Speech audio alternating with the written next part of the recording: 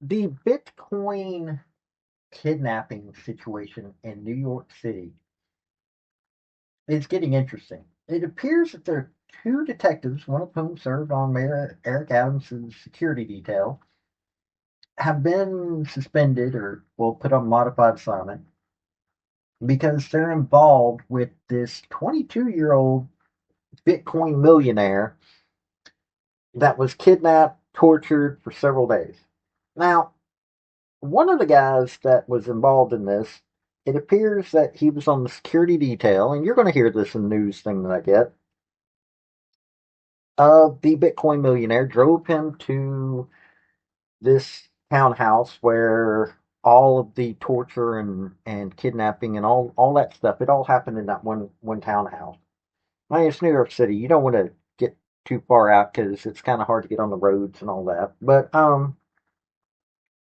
yeah. And now the other detective, I haven't heard exactly what he was supposed to have done. So there's a lot of interesting stuff. So let's let you hear the news on this. Howdy, y'all. This is Paul, the Redneck Thinker. What we have here is a channel to communicate. I want you folks to be thinking by the time you leave my videos. Why? Because I'm tired of people talking via what other people tell them to think. So, watch my video and enjoy the chance to think for yourself. Tonight, two members of the New York Police Department have been placed on modified duty, guns and badges temporarily taken according to the NYPD, as they're investigated for any link to two crypto businessmen, John Waltz and William Duplessis, accused of kidnapping an Italian investor before his escape 17 days later and torturing him inside of his Soho townhouse, trying to pry away his Bitcoin password. Law enforcement sources familiar with the case say that includes a detective in Mayor Adams' security detail who was working off-duty at the time and provided security at that townhouse. The NYPD telling NBC News members of the service were modified yesterday. The matter is under internal review. How did this possible connection come to light? Ever since this incident took place, detectives are scouring everything that happened. At some point, the detectives identified a couple of members of the NYPD that may have had interactions with the Italian tourist. And at that point, the investigation widens. Terry Monahan is a former NYPD chief of department. Sources say that detective picked up the Italian tourist at the airport, but where they traveled next and whether either member had any knowledge of what was allegedly happening in that townhouse is under review. Did they know anything that was going on? Were they involved in the criminality? This is all going to come out over the next couple of weeks as the investigation continues. Monahan says any sort of off-duty security job has to be pre-approved. Whether this one was is also part of the investigation. Mayor Adams not addressing the matter during a public appearance today, but a spokesperson told NBC News every city employee is expected to follow the law, including our officers, both on and off duty. We are disturbed by these allegations. Attorneys for both men accused of kidnapping and torture have declined to comment. Sam Brock, NBC News. Now, I want to say this. I am a student of history, and New York City is needing to have a reset of their economy.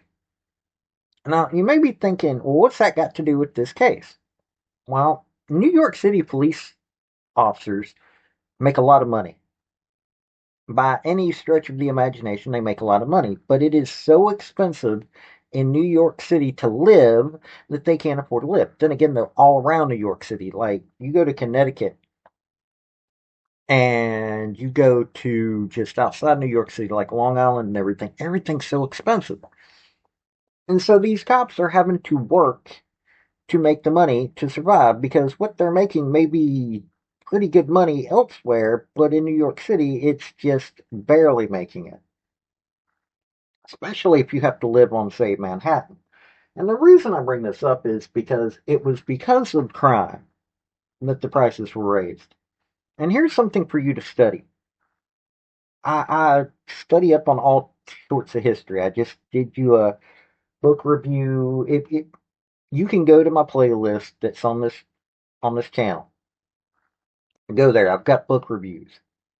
But and it shows you all the stuff that I've enjoyed reading. But I've also gotten into the mob tube and I've read up on all of that. Well, in New York City, these folks that were attached to the mob, or were the mob, got with these businesses, bought some of them, others they did shady dealings with, and so prices were getting raised to pay off the mafia. Well, after the mafia got taken away from having power over these businesses, the businesses were like, well, I can still make a profit. I can keep the prices where they are and still make a profit. And because some businesses were raising their prices and people were still buying, other businesses were raising their prices so that they could, make money. And it just turned into a never ending process of raising money to pay the mob, or the mob was paying themselves.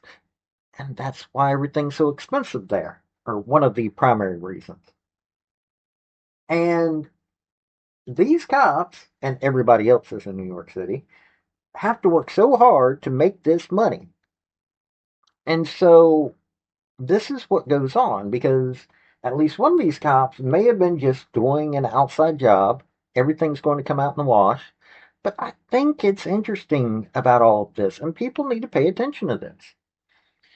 Because these cops are getting put into this position. Now, if they had something to do with it, I hope they feel the full effect of their fellow law enforcement officers. But this is what happens when you have to work so many hours and find so many jobs like this.